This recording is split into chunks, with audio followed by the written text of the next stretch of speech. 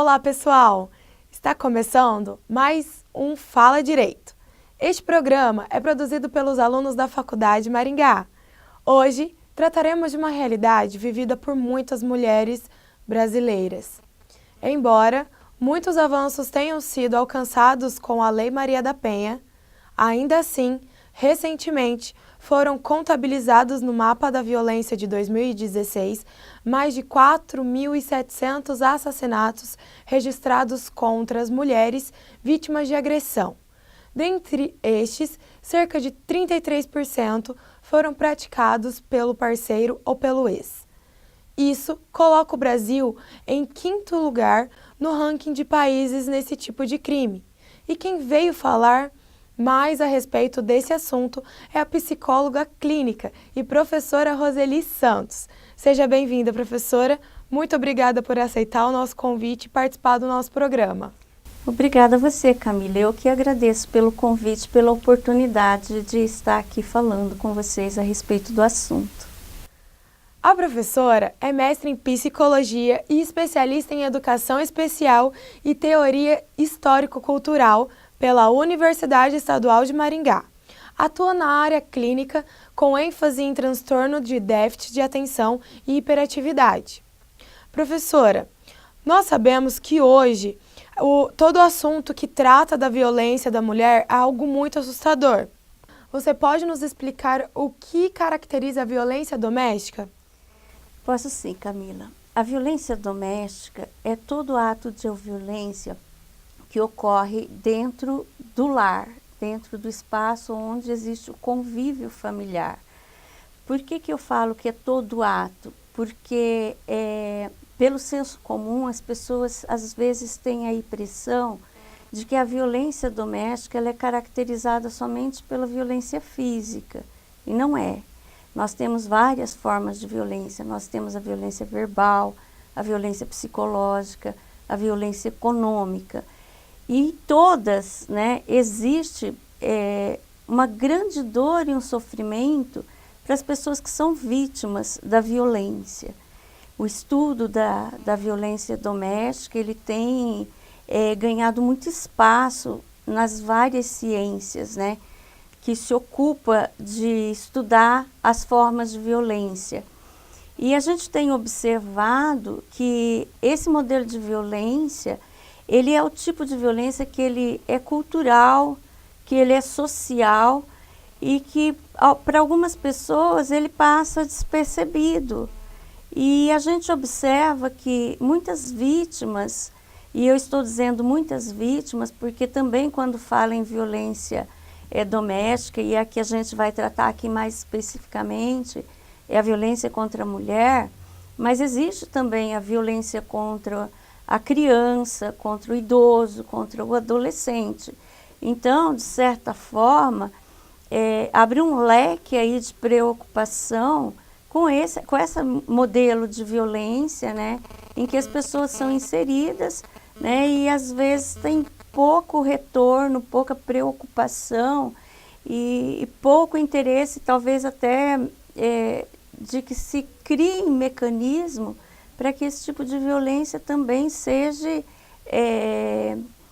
coibido, que seja olhado como uma forma de que isso atrapalha a vida das pessoas, atrapalha a vida da sociedade e acaba se caracterizando como um problema de saúde pública, Essa nova lei, a 11.340/2016, é a Lei Maria da Penha. Sim. Ela, há pouco tempo, recentemente sancionada. Você acredita no favorecimento aonde a vítima, que é lesionada, ela consegue ter essa proteção? Olha, com a lei nós avançamos bastante. Então, hoje, quando a gente procura as estatísticas, vai na Delegacia das Mulheres e busca essas estatísticas, você vê que hoje tem um número maior de mulheres ou mesmo de pessoas que denunciam essa forma de violência, essa forma de abuso, vamos assim dizer. No entanto, nós sabemos que as estatísticas ela não correspondem a totalidade da violência que ocorre dentro das casas, né? Exatamente. É tanto que na pesquisa que a gente faz, a maioria das mulheres se calam, elas não denunciam, né, o agente agressor dela. Isso ocorre pela seguinte questão. As mulheres, elas têm a ilusão de que eles vão mudar e que essa violência foi um fato isolado e que aconteceu num rompante, numa situação em que ele estava descontrolado, né? E até em casos que às vezes a mulher faz a denúncia, depois ela se arrepende, ela mesma tira essa denúncia, né? E acaba voltando a ser o que era. Sempre nessa esperança, né, de que não vai ocorrer novamente. E às vezes precisa que ocorra várias vezes, reiteradamente, para que ela realmente tome coragem e faça, né? E como eu disse no início da nossa conversa, existe uma questão que é muito cultural também. Por exemplo, essas questões que é do senso comum, tipo, em briga de marido e mulher, ninguém mete a colher, né? Isso é um erro. Então, às vezes, a mulher, ela se sente abandonada pela própria família, que não dá a ela, né, o respaldo, não dá a ela o apoio que ela precisa para poder romper com esse, né, com esse vício, com esse relacionamento que está levando a tanta dor e tanto sofrimento, né? E ela fica presa, é como se ela fosse refém, né, desse agressor. É uma questão até moral para ela, né? É uma questão moral, porque assim, ó, quando a gente se une a uma pessoa, seja ele pelo casamento ou não, a gente tem no nosso imaginário, talvez na nossa mentalidade romântica, de que isso é para sempre, né? E aí quando acontece alguma coisa que ameaça esse para sempre, a pessoa fica ressentida e ela fica tentando encontrar formas. E às vezes também as pessoas que são mais experientes, as mães, as vós, né, ficam dizendo para essa mulher, olha, tem que ter paciência, homem é assim mesmo, né? Como nós ainda vivemos numa sociedade machista, né, em que essa relação de poder ela ainda é muito forte e a mulher às vezes tem uma autoestima rebaixada, ela não tem confiança que ela pode seguir a vida dela e dar conta da própria existência, às vezes dos filhos, ela acaba se rendendo a essa forma de violência, né? E às vezes, né, chegando a uma tragédia em muitas situações, né? O agressor, ele pode ser considerado um sociopata? Olha, eu penso assim, que dentro dos agressores deve ter algum com esse perfil, né? Que é o que a gente chama de um transtorno de personalidade. Mas não dá para a gente encaixar todo agressor, né, que agride a família ou a esposa como sendo necessariamente um sociopata ou psicopata, como a gente fala, né? Por quê? Porque esse tem uma característica muito bem definida, né? Ele toma atitudes com base somente no ego dele. Então, tudo é feito com busca no prazer dele. Não existe por parte desse agressor uma consciência, né? Ele agride, ele acha que a pessoa ainda foi responsável pela agressão. Na violência doméstica, a gente tem um ciclo, né? Um ciclo que ele se repete, se completa e vai caracterizando a violência doméstica, mas nós não podemos dizer que nesse meio não exista alguns, né, que tenham uma personalidade, né, um transtorno de personalidade que leva ele a esse tipo de agressão.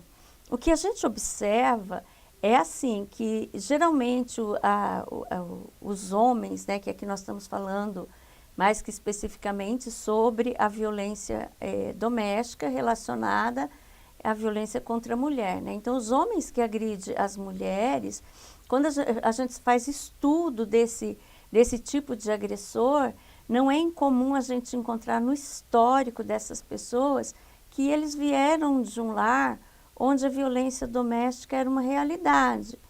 E aí, sendo nesse lar de origem a violência doméstica uma realidade, ele passa, de certa forma, a reproduzir essa forma de violência, né?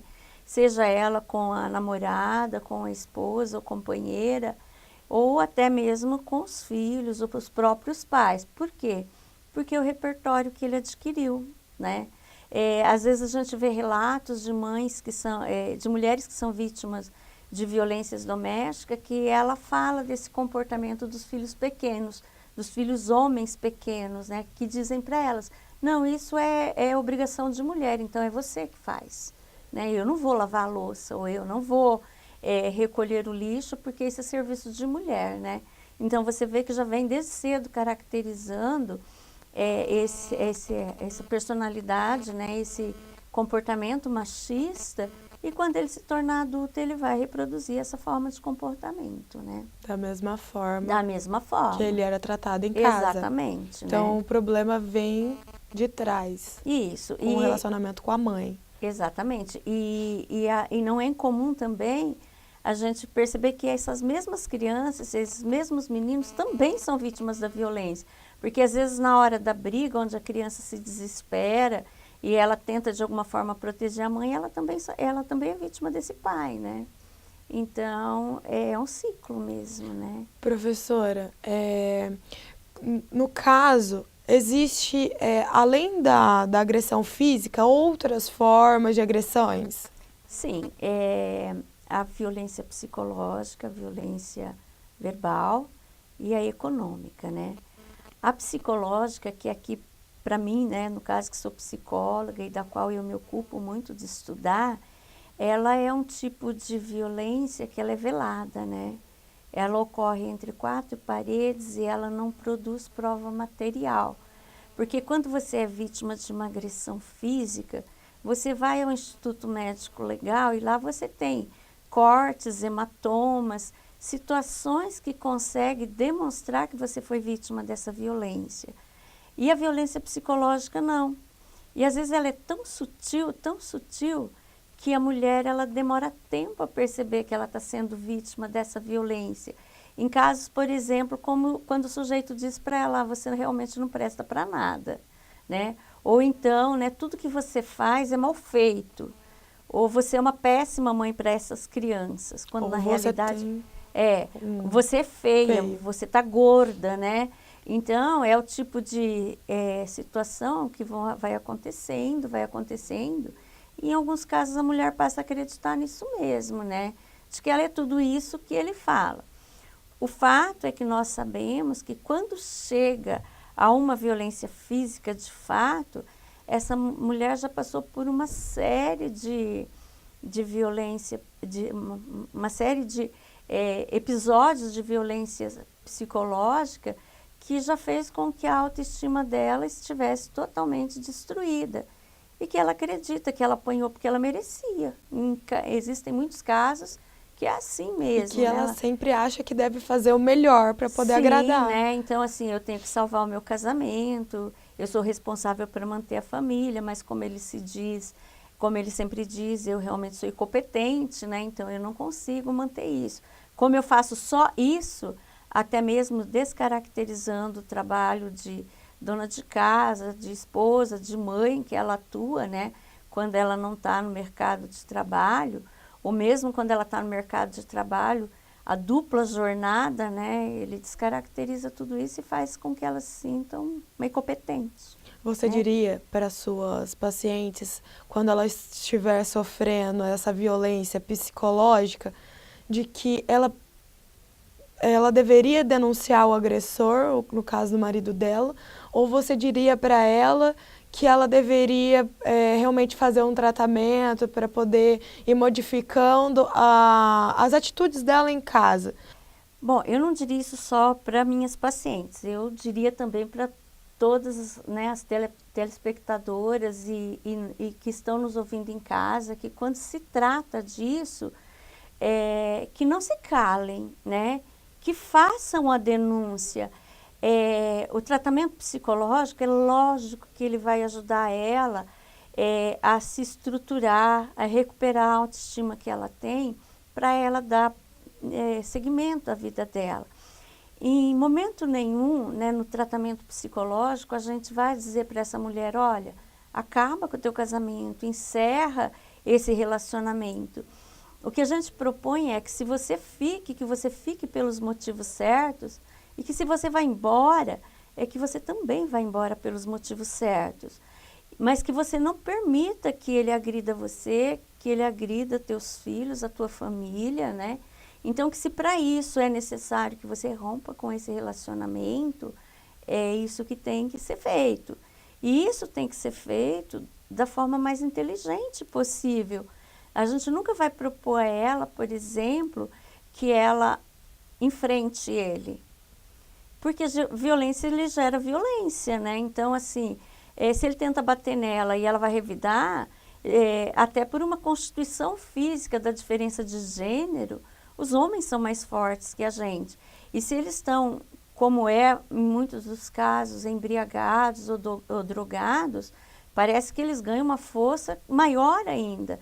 Então, ela pode, né, ser vítima de uma forma muito maior. Fatalidade.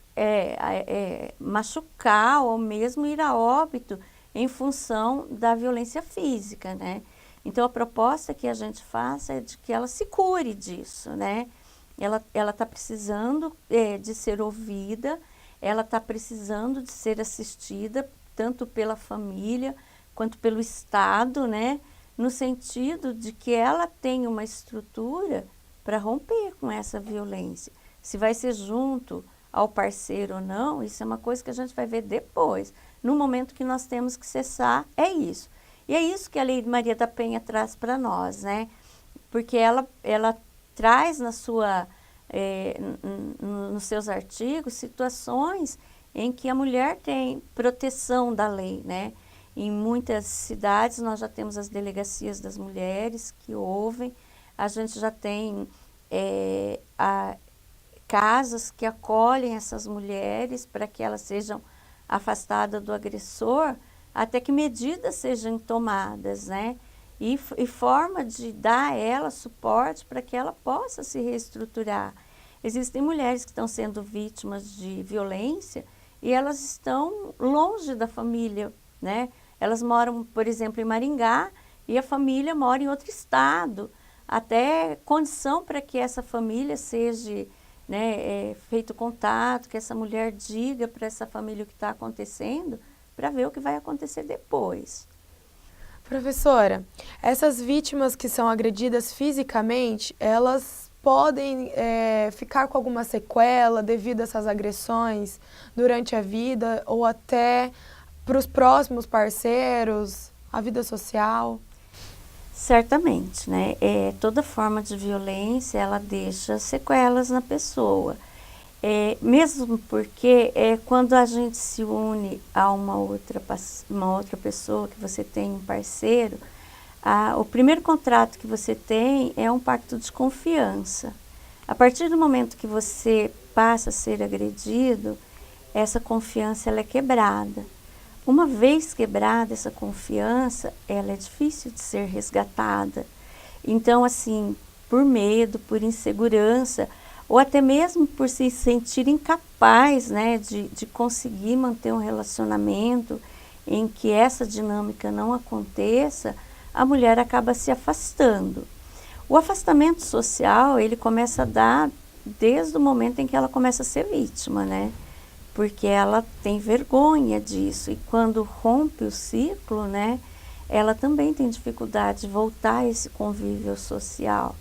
Muitas mulheres, elas têm dificuldade, inclusive, de voltar ao mercado de trabalho, porque elas não se sentem capazes para mais nada, né? Se o próprio trabalho que ela fazia dentro do lar, às vezes, é desqualificado, né, e a autoestima dela vai ao chão, ela tem muita dificuldade em resgatar a confiança que ela tinha nela mesma e no outro, né? E isso ela acaba, às vezes, passando para os próprios filhos, né? Que são, às vezes, vítimas, né, por consequência. Professora, quais são as fases do ciclo da violência? A primeira fase é aquela fase onde você observa uma alteração no comportamento do agressor. Essa alteração ele pode vir na forma de irritação, de preocupação em excesso com situações financeiras. essa preocupação e essa mudança de comportamento, ela pode vir na forma de agressividade ou na forma de silêncio, né? Mas o que ocorre é que você percebe essa alteração no comportamento. Seguido a isso, a gente passa para a segunda fase, que é a fase de agressão. Essa agressão, ela pode vir com uma descarga emocional muito grande, onde ele agride a pessoa, inicia com uma agressão verbal, até que ele agride a pessoa fisicamente, deixando marcas, né, machucando a outra pessoa. Passada essa fase, vem na terceira fase, que é o arrependimento. Nessa fase do arrependimento, essa pessoa, ela pede perdão, né? Se diz envergonhada, se diz machucada também. De certa forma, ela meio que culpa o outro também por ter perdido o controle, mas o fato é que ela pede perdão e a pessoa perdoa acreditando, né, que foi um episódio, que isso não vai acontecer, que ele perdeu a cabeça. E aí eles voltam naquela fase que a gente chama da fase da lua de mel, né? São só amores, né? Desse ciclo até que vem essa ideia de que em briga não se deve, em briga de marido e mulher não se deve intrometer, porque eles vão acabar fazendo as pazes. E aí eles se perdoam e voltamos ao novo início, né? Um novo ciclo se começa. A gente tem um tempo de calmaria, depois vem a alteração de comportamento e assim a gente vai até que não dá mais, né? E no caso, quando a família, né, o marido e a mulher possuem filhos, isso reflete um pouco nos filhos? Não, isso reflete tudo nos filhos. Geralmente, as crianças que são oriundas de lares onde a violência doméstica é uma realidade, você percebe que elas têm problema de saúde, porque elas somatizam doença como problemas respiratórios, dor na barriga, elas têm problema para dormir, elas começam a dar problema na escola. Esse problema pode ser tanto de aprendizado como de comportamento, e aí essa agressão que elas vivenciam em casa, ela passa a reproduzir na escola com os coleguinhas ou com os irmãos mais novos, né? E como eu já disse aqui, quando se tornam adultos, elas passam a reproduzir essa violência com os companheiros, né? E são crianças que são inseguras, que têm medo de tudo, elas não aceitam ficar longe da mãe. Toda vez que a mãe deixa na escola ou de alguma forma necessita se separar dessa criança, para a criança é com muita dor, porque ela tem tanto medo de perder a mãe numa questão dessa, né? Como ela tem a ilusão de que se ela estiver perto da mãe, ela vai conseguir proteger a mãe da agressão do pai, né? Então, ou do padrasto, seja quem for o agressor, que às vezes é o pai, é o padrasto, né? Então, ela acha que ela vai conseguir proteger a mãe, né? Então, é uma criança que ela realmente, né, possui bastante dificuldade, e isso vai seguir com ela para a vida adulta como sequelas doloridas. E, professora, para tratar essa violência, como que nós devemos fazer, nós mulheres? Primeiro, nós não devemos aceitar, né? Quando formos nós vítimas, seja ela de que forma de violência seja, a gente tem que reagir a ela. E quando a gente presencia alguma forma de violência, a gente também não pode se calar. Nós temos muito medo de denunciar, né? Nos primeiros anos da Lei Maria da Penha, a mulher fazia uma denúncia lá na delegacia, e se ela voltasse 2 dias depois e retirasse essa denúncia, nada acontecia. Isso foi revisto agora, né? Então, o promotor, ele pode seguir com essa investigação e ele fazer, né, a denúncia, e isso virar um processo. E aí as pessoas, por isso, também ficam com medo. Então, às vezes você vê lá uma vizinha, você sabe que a sua irmã é vítima de violência e você se cala. E quando a gente se cala, a gente está consentindo para que a violência, ela perdure, né? Então, diante disso, a gente não pode se calar. E aí eu penso assim que programas dessa natureza, discussão dessa, como nós estamos fazendo aqui, é a forma da gente instrumentalizar essas mulheres que estão sendo vítimas, a dizer assim, olha, tem que ser feito, existe lei que te ampare, né? Você tem que criar a coragem de romper com esse ciclo e fazer valer o seu direito, né? Você vai se sentir uma pessoa melhor, você vai ter mais o respeito dos teus filhos, da sociedade, né? Então, saia dessa situação de vítima e vá lutar pelo seu direito. Professora, muito obrigada pela sua presença, por ter esclarecido para nós todas essas dúvidas, essas questões. Eu que agradeço pela oportunidade. É sempre bom a gente poder falar sobre o assunto, porque a gente desenvolve os nossos trabalhos no meio acadêmico e às vezes eles permanecem no meio acadêmico e a população como um todo não tem acesso a esse conhecimento, né? Então, eu que sou grata pelo convite, pela oportunidade. Obrigada. Eu que agradeço. E para vocês, mulheres que sofrem esse tipo de agressão, o telefone está aparecendo agora, não deixe impune. Denuncie. Para o pessoal de casa, eu agradeço que vocês tenham nos acompanhado. Até o próximo programa.